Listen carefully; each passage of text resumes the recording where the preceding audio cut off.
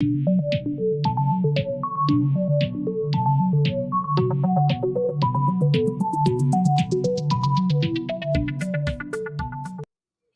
ladies and gentlemen, to another episode of the Balance of Opinion Sports Podcast with your guide, host with the most amount of plan, Yawa, King ECG, and Manila. Yo, it's your boy Da Vinci, star of the ego, eat the soul. And the Buffalo Kid. I'm back, Buffalo shit. Okay. So, there's a couple comments done today, earlier, on the First Things First. Nick Wright and a few other gentlemen were having a debate about the Nets. I'm going to run a series of clips. I'll run the clip, then we'll talk, then we'll run the next one. Go? Mm-hmm. All right. Flatly because the Nets keep showing us who they are, and only Nick Wright will believe them. I'm the only person in America, it seems, that believes the Nets aren't total liars. Because the Nets, Kyrie's back. First game at Barclays. A very important game for the standings. And they lose. The Nets this morning are the favorites to win the East and the second biggest favorites to win the title. So theoretically, this is a championship contending team. So all of their games have vastly more meaning. And they keep showing us championship contending team that they might not make the playoff field themselves. So, who wants to go first on this joint here? Should I go first, man? Nick Wright is on crack, basically. I don't know what your boy's smoking, man. And I like Nick Wright though, but he's just talking crazy, man. Yo, the Nets probably should be the favorite in the East, or at least in the top three. They're a top three team in the East, man. Injuries held them back. Kyrie's situation with the vaccination held them back. In reality, they are not an eighth seed. They're not. They're still getting in the flow. Like Durant ain't been back for so long, coming off an injury, and it's obviously this Kyrie first home game. Like, of course, they not in mode, like end of the season mode, like. But, Nick Wright does what Nick Wright does, so that is what it is. You want to go in the venture? Yeah, I'll go. Hey, I agree with you 100%. Yeah, Nick Wright is on something else, man. Brooklyn they've been fighting through a lot the entire season, right? The whole Kyrie situation, like you mentioned. Kevin Durant they were in first place before Kevin Durant got injured, right? Kevin Durant got injured. James Harden was playing like he wasn't playing. He didn't want to play no more. He gave up on them, and then they lost a couple of games in a row. Who else? So it was James Harden supposed to lead in the team at that time? He didn't do it. They were first in the East, and they were cooking at that time. Kevin Durant went down, and they dropped all the way down. So I think they're gonna be fine. They just need to get that fire cooking, and it'll be good to go. Obviously, Nick Wright is smoking. I don't know what it is, but pass me that Zaza. Highlight the gas prices everywhere in the world. But yeah, I don't understand why people have this doubt about KD and Kyrie. Do we not realize what they did last year? Aside from Kyrie getting injured, they might have beat the Bucks. You know what I mean? And that was with James Harden injured. Is that fair to say? That's right. So, and Kevin Durant was a toenail away from beating them in the game 7? Now, or even if Steve Nash would have replaced Joe Harris. Of course, there's a lot of things. There's a lot of what ifs. But what I'm saying is, this year KD's been hurt, like both you gentlemen said, and Kyrie's been a part-time player for half of the year. What are we doing with these teams where we think that because they have a little turbulence close to the end, when they weren't solid to begin with, but it looks like they're about to, plateau, hopefully. I mean, the whipping that they put on Miami, that wasn't a joke. What they did to Philly wasn't a joke, and that's with Kyrie playing, here and there. Kyrie's got to get his game legs back. Okay, and listen, the big thing they're forgetting about here is it's coming off a back-to-back, right? Yeah. Right? I understand they didn't play much minutes in the Miami blowout, but still, it's a back-to-back. And it's the guy's first game back. You don't think in Brooklyn, come on. I'm not saying he was nervous or anything, but listen, everybody has bad games. It was unfortunately that was a night for him to have a bad game, but everybody has bad games. But listen, we all know when it comes to Kevin Durant and Kyrie Irving, these guys all have the smoke ready to go. Doesn't matter what they do. Oh, for sure, for sure, for sure. I got another clip I'd like to play. This one is from Chris Bouchard. Stop it. All right, I'm with you that the Nets aren't the favorite. They should not be the favorite in the East. You got to give Milwaukee some respect. And heck, Boston's taken our respect. We have to give them respect at this point. So I'll give you those two teams. But don't tell me there's another team in the East that, right, you got to say is better than the Nets at this point. You're right in that in a one-and-done situation, St. Peter's has reminded us, right, that anything can happen. So yeah, you get in a one-and-done, all bets are off. However, the Nets definitely have a much better chance of making a deep playoff run. And while they're not favored, they have more of a chance to get to the finals or win the East than the Lakers have of winning the West. They're both at So 0%. I still think 0%. No. The Nets are not at 0%. There is no reason to believe the Nets are at 0%.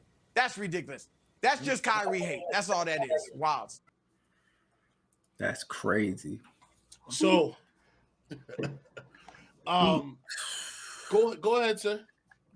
Yeah, that's crazy, man. I didn't see that. He's like, that's like, I'm kind of curious to hear his argument for that. Like, how would they be at a 0% though? Like, we seen what they just did to Philly. We seen what they did to Miami. We seen what they can do when they lock in. Like Kyrie, when they lock in, Kyrie is a elite defender, like with a snap of a finger. Durant is Durant. Just them two alone. And you think Ben Simmons might be coming back? Like, I want to hear his argument because I'm like, yo, I'm confused. 0% though? That's crazy. No, hold on. Let me ask you a question though. So you're saying Kyrie's an elite defender, not a good defender? Nah, I think no. From what I've seen in Kyrie's history, when he locks in, he's an elite defender. I'm talking. Vinci was saying the same thing. No. Listen, Vinci was saying the same thing on one of the other episodes. So I just wanted to ask you the question to get your take on it. You guys said the exact same thing. Go ahead, Vinci. Yeah, no, I totally agree with on that part. I've seen Kyrie when it's time to lock in. When he goes in, when he goes into his Mamba mode, he definitely locks down. Yeah, but 0%, man, that is quite ridiculous, man. I don't understand that. And this is what they're not talking about, right? And Sly mentioned something close to what I'm going to say here. They're not talking about this. They're not talking about when Brooklyn gets the top teams, what Brooklyn does to them, right? Brooklyn has Charlotte. It's like, okay, maybe they didn't really focus and everything. That's a game they should have won. But when you see Brooklyn gets the top team, what they do to them, it's a reason why. I think it's a reason why, like, a new team is taking over the number 1 seed every week. Don't nobody want to be the 8th seed because they're gonna have to face Brooklyn. Ain't no Boston didn't just magically get the number 1. No, teams are avoiding that number 1 seed. They don't want no smoke with Brooklyn, man. Do you think Miami is? Because Miami seems like they have their own problems. That's all I'm saying. I don't think Miami's avoiding them. I think they are. I think Miami and Milwaukee are, to be honest. But I think a team like Boston though, with like something to prove. Yeah, I think Milwaukee too. I think both of them. I think they're avoiding the number 1 seed. They don't want to face this. If you could face Brooklyn in the first round, or who's in to be the 7th seed right now? Maybe is it Charlotte? I'm not even sure. But either way. Dog, I'm gonna lose them a couple games. I'm a maneuver to extend my season too. So right now it's Boston, Miami, Milwaukee, Philly, Chicago, Toronto. So yeah, right. I mean, give me Toronto all day, man. Hold on. Kyrie can't play there though. Exactly. That's the one team Brooklyn should avoid. And a lot of teams that have players who are not vaccinated, they should avoid Toronto. That is the one team Brooklyn should avoid. No, but they're not going. Brooklyn ain't going. Brooklyn is. If Toronto is 7th seed, Brooklyn 8th, so they're gonna play. I mean, Toronto's probably gonna play somebody like what, Milwaukee or Philly or whoever fall in the second seed. So they kind of out of the picture. But I'm pretty sure Miami is looking at them standings like, hold up. We got Boston playing hard. We got freaking Brooklyn at the 8th seed. We fall into that second seed. We got a guaranteed spot in the second round. They know what's up, man. They don't want to see Brooklyn, and rightfully so. Smart money, I'm gonna go with take Toronto in that first round. Okay, all right. So we good on this. I'm gonna get to the second take right now because this is what Sly wanted. Sly wanted the second take. Here is Brooklyn, because Brooklyn still has all y'all fooled. All of you guys and all the sports books. Wake up this morning, log into Fox Bet, check it out. The second favorites to win the title are the Nets. The favorites to win the East are the Nets. And we have no evidence whatsoever that this team's actually better than Charlotte. Not because of last night, but because of the season. They're tied.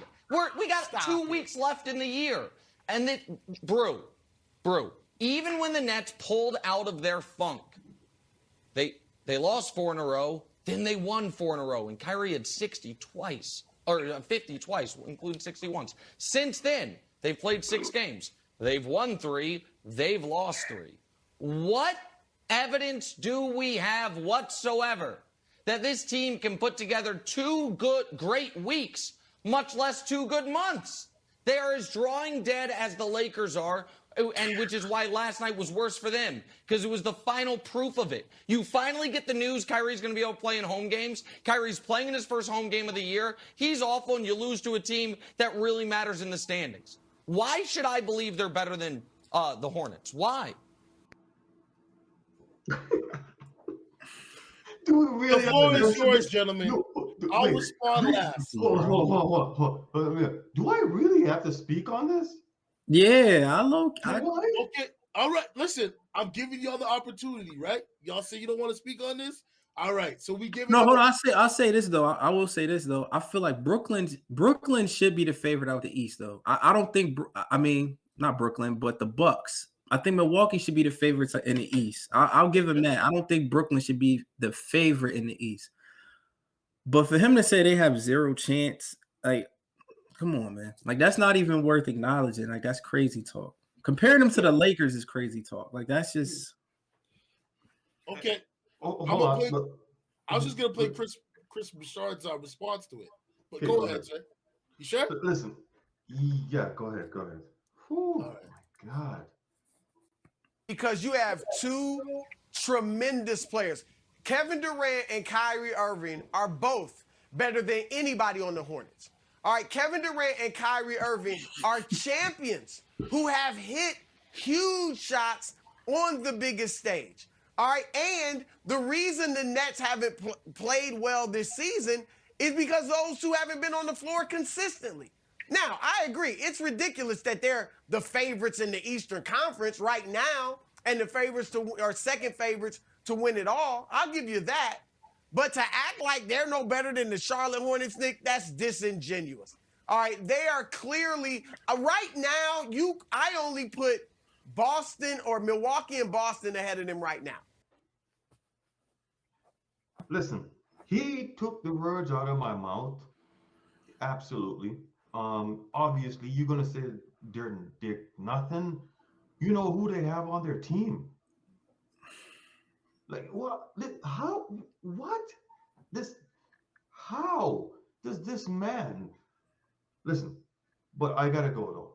There's one thing I gotta agree with Chris Broussard when he says, "Listen, stop disrespecting Milwaukee, defending champions." Okay, they're enjoying their time right now. Everybody's talking about Brooklyn and Boston or whatever. In playoff time, you'll see, right? Stop disrespecting them. I still say, if James Harden plays well, there can be a problem too, because we all know there's no one in the league can guard Embiid, right? So that there, but man, what? Yeah, that's some shock value type of, like, that's one of them like slow news day takes. Like that don't even compare them to Charlotte is so wild to me though. Like that's crazy, disrespectful. And then the biggest disrespect all season is going on here is everyone's talking about favorites to win it all. The favorites to win it all, the damn thing, is Phoenix. Clearly. So listen, see, they're quick to hate on Brooklyn because of Kyrie, like Chris Broussard said, Kyrie and Kevin Durant hate, right? They're quick to do that because listen, man, Phoenix is 61-14, right? Devin Booker is balling out of his mind on all MVP. ends of the field. Yes, thank you. Thank you. You should get it for real. Chris Paul went down, the man took his game to a next level. He took his leadership to a next level. Right? These guys, listen, even when Booker was out and Chris Paul was out, these guys were beating contender teams. True. Hell yeah. Yeah, Phoenix should be unquestionably like the favorites. But to have Brooklyn number 2, I don't agree with that at all. But yeah, he took it way left by saying they have 0. Comparing them to the Lakers and Charlotte is like just downright disrespectful, man. It's been one game in the past couple months that had like a playoff atmosphere, right? It was that Philly-Brooklyn game. That was a playoff type atmosphere. And we seen what Brooklyn went in there and did, man. They went in there. They made like James Harden a first ballot Hall of Famer. They made him buckle, man. They made him buckle. Like he did not look like himself. And I'm like, nah, that's what made me look at Brooklyn like, hold up, this team, they different, bro. They went in there, they was trying to bully Embiid. I'm like, nah, bro. They different, man. Like, even though I don't think they're the favorites, I wouldn't be surprised if they came out the East. I got 2 more takes. This one's from Chris again.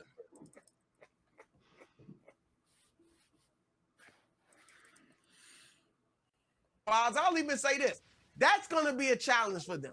But they showed, and here's more evidence, Nick, when they went into Philly. Is Charlotte going into Philly and smacking them around like that? They can do it for a night. So they've shown they didn't do it for a night. Kyrie got in James Harden's head and his chest.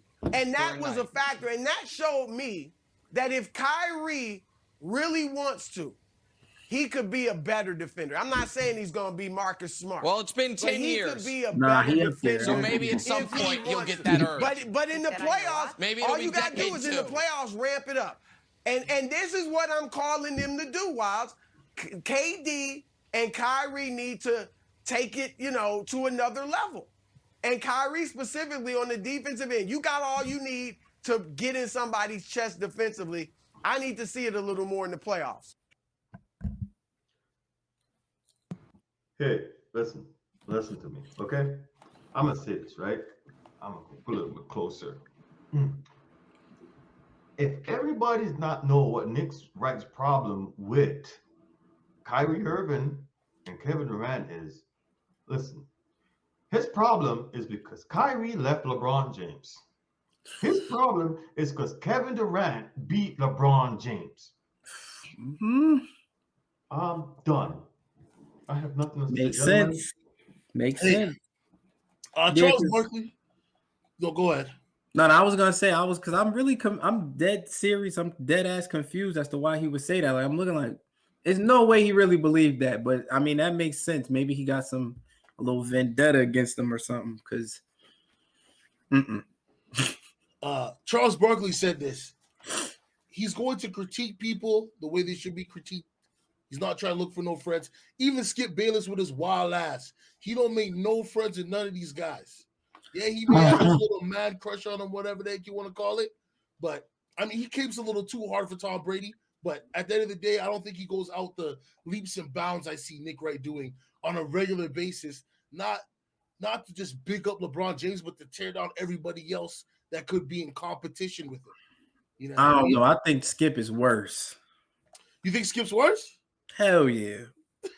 I say he worse because he literally built his career off literally just locking in on somebody. Not even just LeBron, though. He did the same thing to T.O. and yeah, that's true. That's what he built his career on. And that's just come on, bro. He be just he'll never flip on his he'll never go back on what he says, and I can't respect that. It's like you're a character at this point. But Nick Wright is kind of the same way. Honestly, he's the same. It's dog, come on, man. It's the same. right. You listen, you look at it and you look at it over and over. He always finds. Listen, something here. We as people of sports, we're not. We wouldn't come here and call you up and King and say, "Hey, Brooklyn is done because they lost to Charlotte yesterday." Yo. Did you see that? Everything in that game made us look like they're gonna be done, like they're nothing, right? That's wild, bro. The fact that he got on TV and said that is crazy. Like, that's crazy. That's how you living. But I got the last one. Then we're gonna move on to the MVP of the year. All right. This one is Antonio Walker. Victory in which they won by was impressive over the Miami Heat, but they caught the Miami Heat at the right time. Miami Heat's got some things going on internally down there, and those hopefully they can fix that. But they got some other things going on, so the Nets caught them at the right time. But I'm not concerned about the loss last night for the Nets. The Nets are fine. The Nets that did what they're supposed to do, they've avoided probably playing Toronto because they've avoided probably playing Toronto. So that means Kyrie gets to play through the playoffs possibly. Toronto's in the 6th spot now, kind of moved away from them. Toronto's the second hottest team in the Eastern Conference, right behind the Boston Celtics. So now they've moved away from him.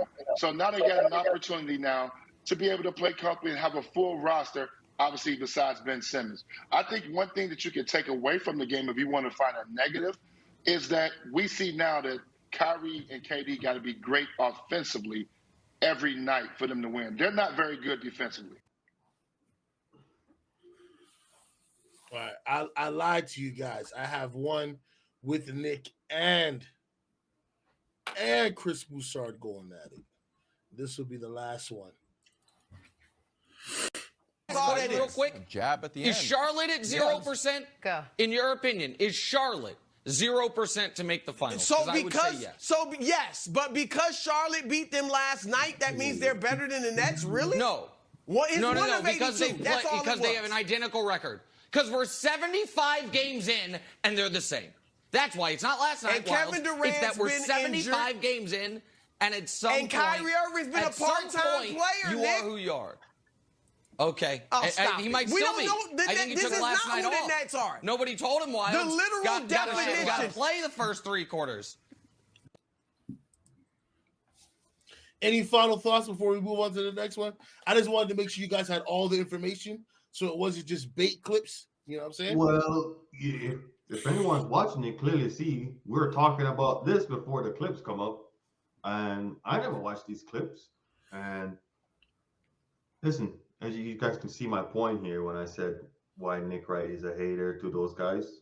It just keeps proving itself. I just don't know where he's finding this hate from.